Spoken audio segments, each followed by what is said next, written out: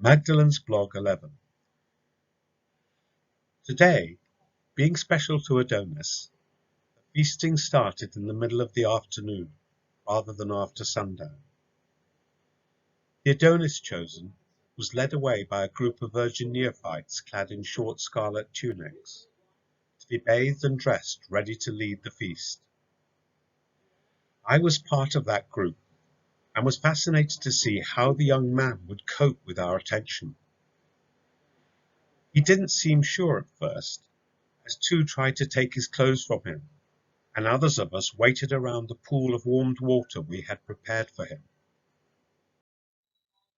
He was handsome, I suppose, clean-cut with curly black hair, but not quite the young man that I would have chosen to be Adonis.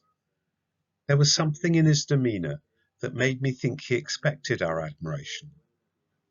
Once he knew he was to lose every last vestige of clothing before entering the pool, he lost something of his haughtiness.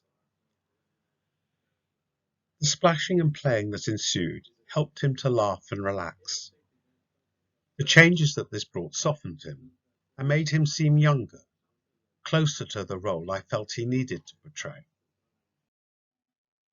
I was one of two given the task of arraying him in his godly robes. We passed him the under tunic of golden yellow, and then helped him with the covering robes of cerise and purple, trimmed with many silver threads. His dark eyes locked momentarily with mine, and I beheld the questing hunt that drove him on, and felt an answering pull from within me. I smiled, and his returning one lit up his face.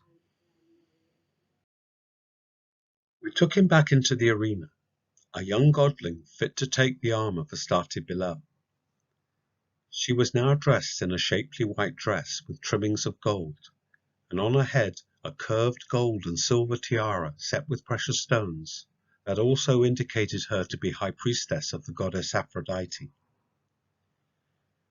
She welcomed him with a warm smile of her own, and set on his head a thin circlet of gold. Honoured and encouraged, he stepped forward to acknowledge the cheers of the assembled crowd, and to signal the feasting and music to begin anew. As the sun set and the evening drew in, Astarte Bilal took the arm of her young Adonis and led him back into the tent, to the whistles and acclamations of the well-wined revellers.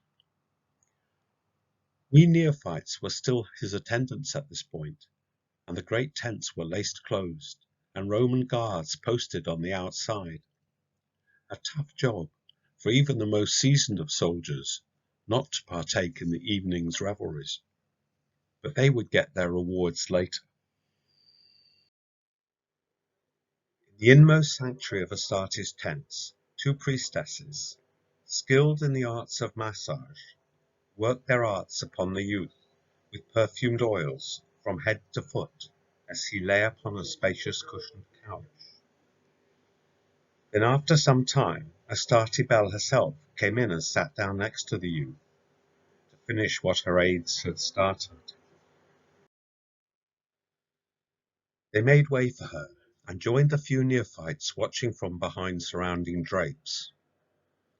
We had been instructed to watch and learn everything we could, for there would be no better way, time or teacher to receive it from, an opportunity we were not to waste.